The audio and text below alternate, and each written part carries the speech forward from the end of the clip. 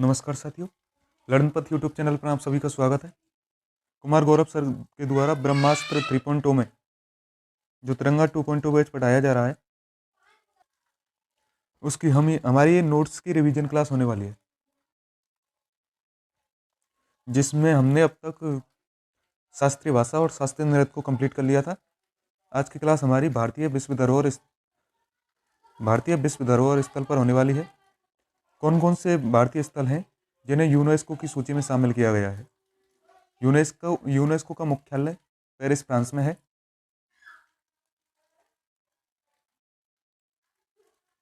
Paris France में है। भारत के कुल 43 स्थलों को इसमें शामिल किया गया है, जिनके अनुसार भारत का इस सूची में छठा स्थान है। 43 में से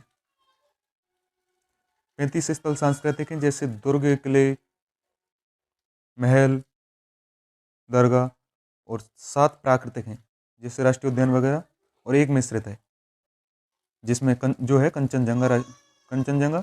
ये कहाँ है? सिक्किम में। और सर्वाधिक विश्व धरोहर इटली में है, मतलब इटली का प्रथम स्थान है। टोटल विश्व धरोहर स्थलों की संख्या है 60।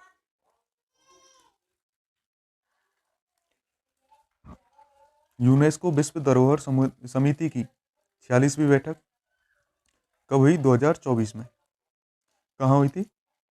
भारत में, नई दिल्ली, भारत मंडपम में हुई, जहां मोइदम को विश्व धरोहर सूची में शामिल किया गया है।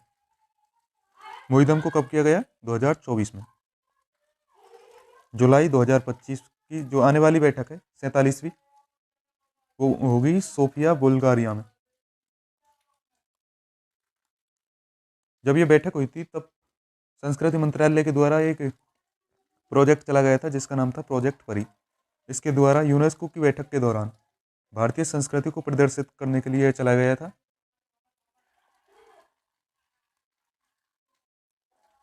हमारा पहला जो यूनेस्को सूची में शामिल स्थल है, वो है अजंता की गुफाएं। इसको 1983 में शामिल किया गया था। कहाँ है ये? औरंगाबाद, जिसका वर्तमान नाम है छत्रपति संभाजी नगर, महाराष्ट्र में।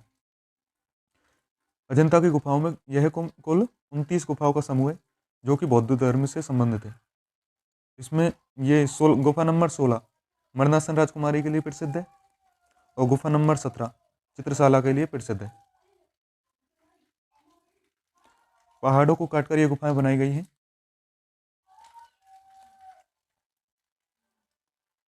दूसरा स्तर है आगरा का लाल किला। इसको भी 1983 में शामिल किया गया था। ये लाल बलुआ पत्थर से निर्मित है। इसका निर्माण अकबर के द्वारा प्रारंभ करवाया गया था और शाहजहां के द्वारा पूर्ण करवाया गया। औरंगजेब ने शाहजहां को कैद करके किले के मुसम्मन बुर्ज में रखा था, जहां से ताजमहल दिखता है। इसका पुराना नाम बादलगढ़ था। अब चलते हैं अगले भूविरासत स्थल पर। यह है ताजमहल। इसको भी 1983 में ही यूनेस्को सूची में शामिल किया गया था। इसका निर्माण शाहजहां के द्वारा करवाया गया। इसके मुख्य वास्तुकार थे उस्ताद अहमद लाहौरी। प्रमुख मिस्त्री की बात करें, वो थे उस्ताद ईसा। इसका निर्माण मकराना, नागौर के, जो कि कहाँ है? राजस्थान में, के सफ़ेद संगमरमर से करवाया गया था।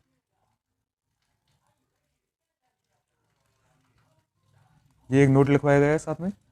अम्लीय वर्षा के कारण ताजमहल का रंग हल्का पीला हो गया है,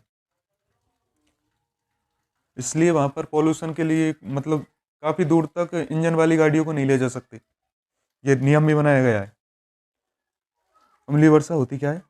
सल्फ्यूरिक अम्ल H2SO4 फिर नाइट्रिक अम्ल HNO3 जब वर्षा की बूंदों में मौजूद होते हैं तो इमारतों को खराब करते हैं। इसलिए अम्लीय वर्षा को इमारतों का कुष्ठ रोग भी कहते हैं।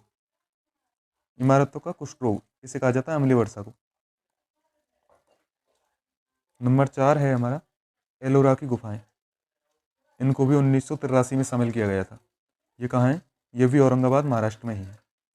यहाँ कुल गुफाओं की संख्या 34 है, जिनमें से 17 गुफाएं ब्राह्मण गुफाएं, 12 गुफाएं बौद्ध गुफाएं और 5 गुफाएं जैन गुफाएं।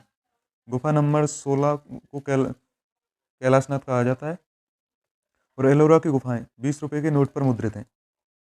इस प्रकार 1983 में टोटल 4 स्थलों को इसमें शामिल किया गया था।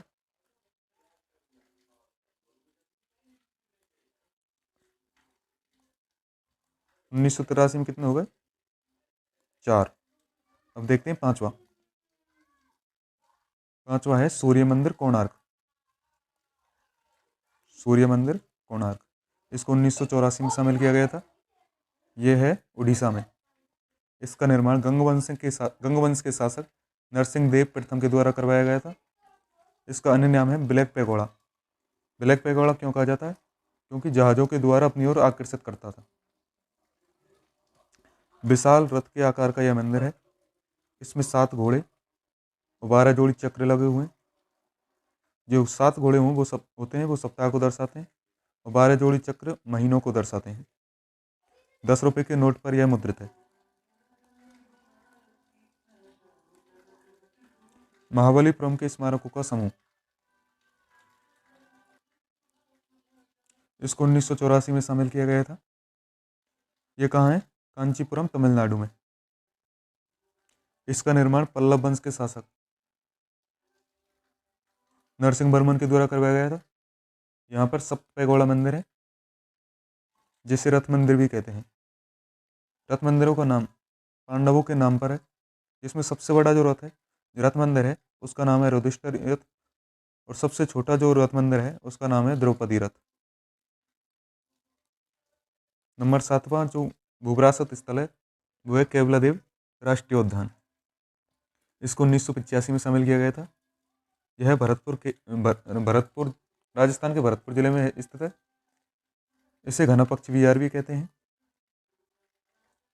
केवलादेव राष्ट्रीय उद्यान डॉक्टर सलीम अली की कर्मस्थली है। डॉक्टर सलीम अली को बर्डमैन ऑफ इंडिया कहते हैं। यह साइबेरियन क्रेन के लिए फेमस है। मतलब साइबेरियन क्रेन का भारत में आवास कहाँ है? केवलादेव राष्ट्रीय उद्यान में। यह एक रामसर स्थल भी है। रामसर स्थल होते हैं जहाँ दलदली भूमि होती है। नंबर 8 पर है काजीरंगा राष्ट्रीय उद्यान। इसको 1985 में शामिल किया गया था। कहाँ है? असम में। यह एक सींग वाले गैंडों के लिए प्रसिद्ध है। नंबर 9 पर है मानस वन्यजीव अभ्यारण्य। इसको 1985 में शामिल किया गया था। मानस वन्यजीव अभ्यारण्य असम में है, और इसको 1990 में राष्ट्रीय उद्यान के रूप में घोषित किया गया था। नंबर 10 है गोवा के चर्च और कॉन्वेंट। गोवा के चर्च और कॉन्वेंट, इनको 1986 में भारतीय विश्व धरोहर में शामिल किया गया था। ये पुर्तगालियों के शासन में बने थे।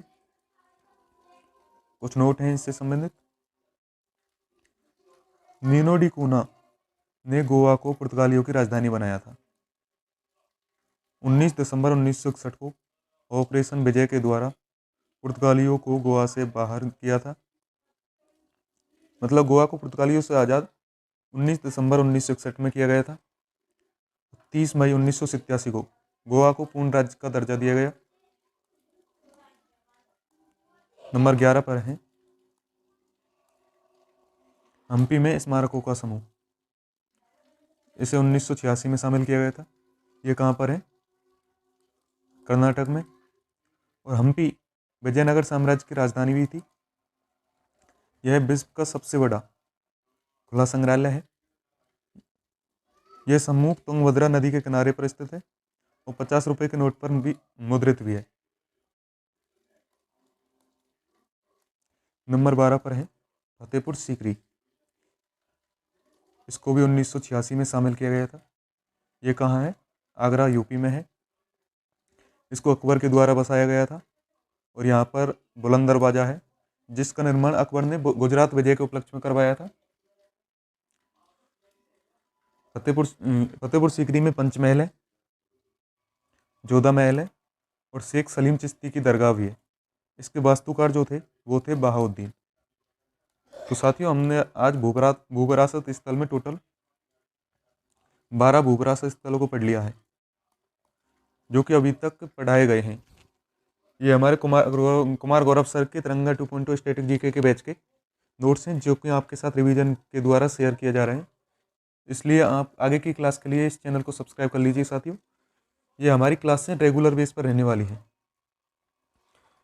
जिसके कारण जो भी क्लास आए तो आपके पास तुरंत नोटिफिकेशन आ सके। तो मिलते हैं साथियों अगली क्लास में। जय हिंद साथियों।